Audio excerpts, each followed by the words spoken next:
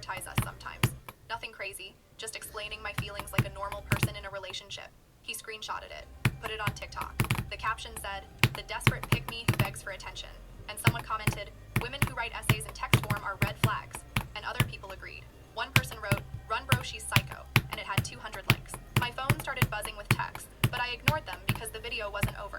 The final part showed Trey going, "All right, real talk, y'all want to hear the craziest part?" And then he launched into the story about how I meal prep his lunches every Sunday, and how I actually irons my work scrubs like we're in the 1950s, and how I gets upset when I don't text back within an hour like I don't have a job. In comments of people either laughing at me or telling him to dump the clingy girlfriend, I walked out of the supply closet and my boss Randy took one look at my face and asked if I was okay. I just told him I needed to leave early, family emergency, and he didn't even argue. I got in my car and that's when I saw the messages. Andrea had sent 12 more texts in all caps. My mom had called 3 times. My cousin Valentina sent me a screenshot of the video with, "Is this Trey?" That's when it hit me that this wasn't just online strangers seeing this. My family was watching my boyfriend humiliate me. My mom's church friends probably saw it. My coworkers definitely would. Everyone I knew was going to see Trey calling me desperate and clingy and crazy for doing normal girlfriend things like cooking dinner and wanting communication. I called Andrea back while driving and she was already raging. She told me Trey had gone live earlier that evening with over 600 viewers and apparently his friends jumped in the comments. She screen recorded parts of it and sent them to me. I had to pull into a gas station parking lot to watch because I couldn't drive and look at the same time. The live stream was so much worse than the original video. Trey was sitting there with his gaming headset on, laughing with his boys who were flooding the chat. One of them wrote, "Bro, keep her around, 3 meals at least." And Trey actually laughed and said out loud, "Facts, like I'm not complaining about the cooking. I'm just saying she acts like we're married." Another friend commented, "Does she pick out your outfits too?" And everyone started roasting me about being controlling. Someone in the chat asked, "Is she watching this?"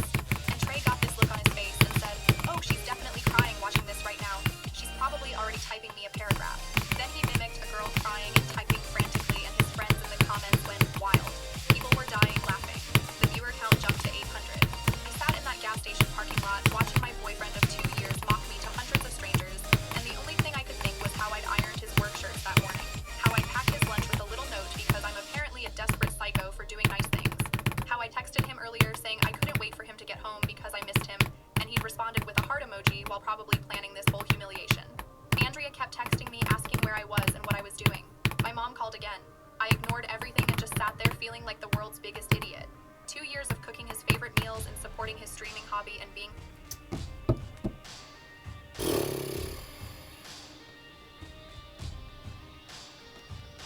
I have nothing to say, honestly. Like, one moment I was raging on that fucking green part right before the drop. Next moment I'd be it. Okay.